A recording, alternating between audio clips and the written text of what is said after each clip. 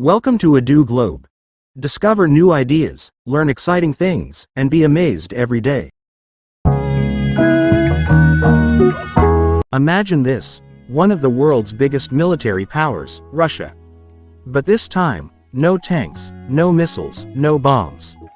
Instead, Britain struck Russia where it hurts the most, without firing a single shot. The question is, how did this happen? Could it really be that just one signature, one sanction, one decision, turned out to be more devastating than a missile? A decision powerful enough to freeze billions and shake an entire economy. Think about it. In today's world, is the real war still fought on the battlefield with weapons, or in the banks, with sanctions and economic power? Tell me, what do you believe? Once upon a time, wars were decided by tanks rolling into cities, by bombs lighting up the night sky, and by soldiers fighting on the battlefield. But today, something has changed. Wars are no longer just about guns and missiles. They are about something far more invisible, and far more dangerous. Can you imagine a war being fought not on land, sea, or air, but inside banks, stock markets, and economic systems? What do you think? Are today's wars truly fought with weapons, or with money and influence? And then came a turning point, a moment when nations realized that the most powerful weapon is not a missile, but a sanction. Not a bomb, but a financial ban. Imagine the silence of a conference room in London, where leaders sit around a polished wooden table, and with a single pen stroke, they unleash a weapon stronger than artillery. Do you believe a signature on paper can hit harder than a missile? Russia was ready for missiles, ready for tanks, ready for cyber attacks, but the weapon that struck hardest came without a single shot. Sanctions. Restrictions on banks, on trade, on billion-dollar industries. The lifeline of an economy, suddenly cut off.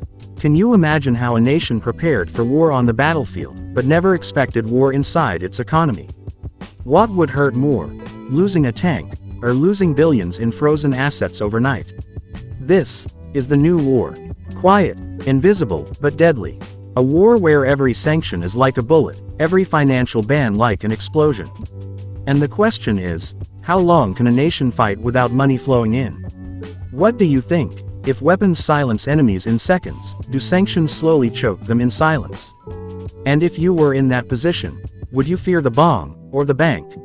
Imagine this. You are a billionaire living in London. You own luxury apartments overlooking the Thames, you have bank accounts across Europe, and a private yacht docked in Monaco.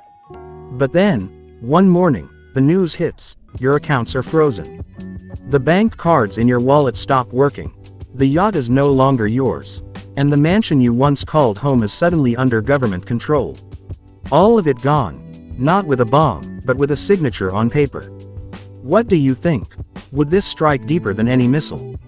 But that was only the beginning. Russia was cut off from SWIFT, the global banking system that connects transactions across borders. Imagine every international payment, every transfer, suddenly blocked. Companies unable to trade, banks unable to connect, and billions in deals, vanishing overnight.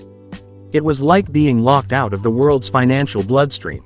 Can you imagine a nation's economy gasping for air, not because of bombs, but because of invisible wires being cut? And then came the most painful strike, oil and gas. Europe, once one of the biggest buyers, started shutting its doors. The pipelines that brought in billions each year suddenly dried up. Tankers sat idle, contracts dissolved. For a nation that breathes energy exports, this was like cutting the veins of its economy. What would hurt more? Losing weapons on the battlefield, or losing the very fuel that powers your entire economy? But war in the modern age is not only about money.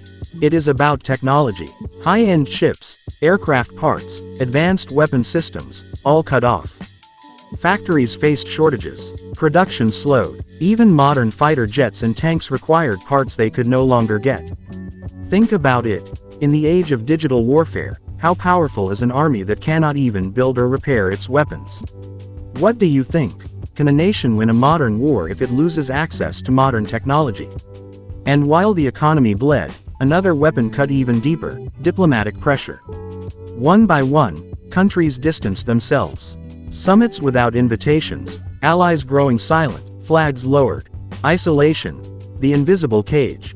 A nation surrounded, not by enemy tanks, but by silence. Do you believe that loneliness on the global stage can weaken a country more than any battle ever could? This was the real war. No bullets, no bombs, just silence, signatures, and systems collapsing. A billionaire losing his yacht, a bank losing its connection, a factory losing its parts, and a country losing its place at the table. The question is, in all these invisible attacks, freezing accounts, cutting SWIFT, blocking oil and gas, stopping technology, and diplomatic isolation, which do you think was the deadliest strike for Russia? Was it the frozen wealth of the powerful, the cut of financial lifelines, the choking of oil and gas, or the silence of diplomatic isolation?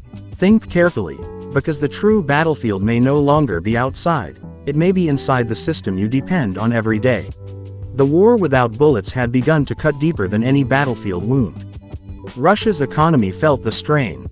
The ruble weakened, inflation climbed, and ordinary families faced empty shelves and rising prices.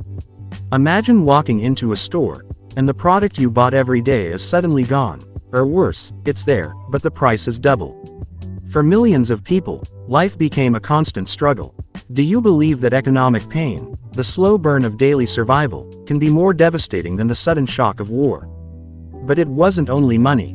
Isolation crept in quietly. Flights were restricted, companies pulled out, and opportunities vanished. Imagine being a student dreaming of studying abroad, but now, the door is locked. Or a traveler wanting to see the world, but suddenly grounded. For a nation, this silence was louder than any explosion. What do you think? Does isolation wound deeper than poverty itself? But war without blood never spares anyone. Across Europe, a different pain began. Energy prices surged, gas bills doubled, families in London, Berlin, and Paris lit fewer lights, heated fewer rooms, and worried about the coming winter. The sanctions designed to hurt Russia also rippled back, striking those who signed them. Can punishment in war ever be clean, or do both sides always pay a price? This was a war of invisible weapons, sanctions, bans, isolation, and yet, its wounds could be seen everywhere. A billionaire without a yacht, a family without bread, a student without a future, and a European home without warmth. No blood spilled, but scars etched into millions of lives. This was not a war of soldiers, it was a war of survival. This is a war where no blood was shed, but wounds were felt by all. The battlefield was not in the trenches, but in the homes, the banks, and the hearts of ordinary people. So the question remains, is this truly justice, or is it simply the politics of power?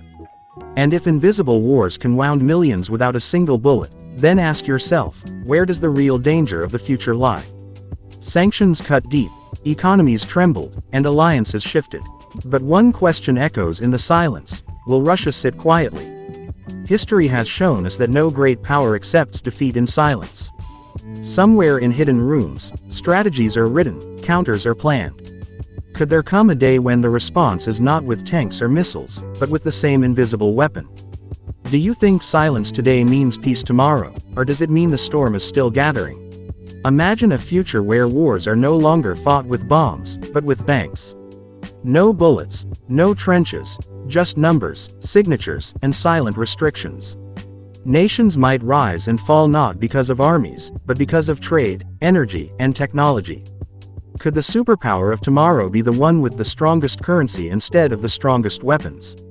And what do you believe? Will the wars of the future be fought in battlefields or in boardrooms? But curiosity always leads us deeper.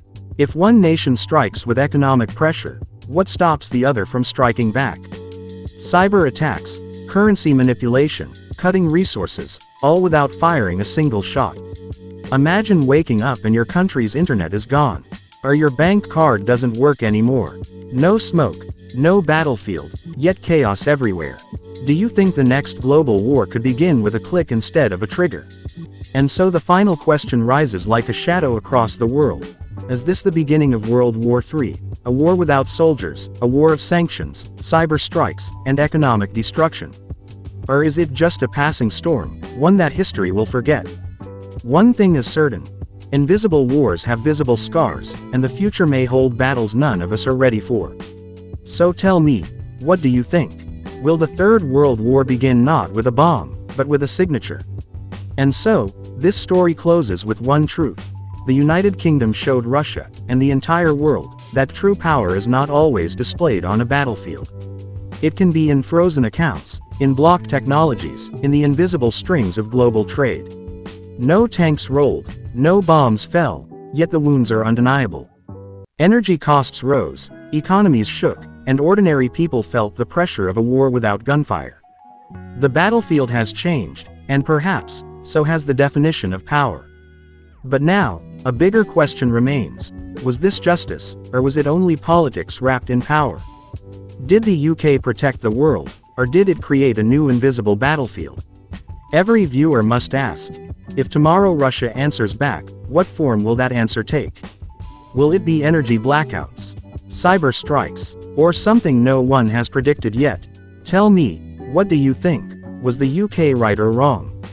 And if retaliation comes, what do you believe will be the most dangerous strike? One thing is certain: wars no longer end when the last bullet is fired. They continue in silence, in numbers, in unseen strategies. The story is not over, because the next move could already be in motion. And maybe, just maybe, the deadliest war of the future won't begin with a gunshot, but with a single silent decision. If you found this story as suspenseful, informative, and eye-opening as we did, then join us in uncovering the unseen side of global power. Hit that like button, subscribe to the channel, and turn on the bell icon so you never miss the next chapter in this unfolding drama.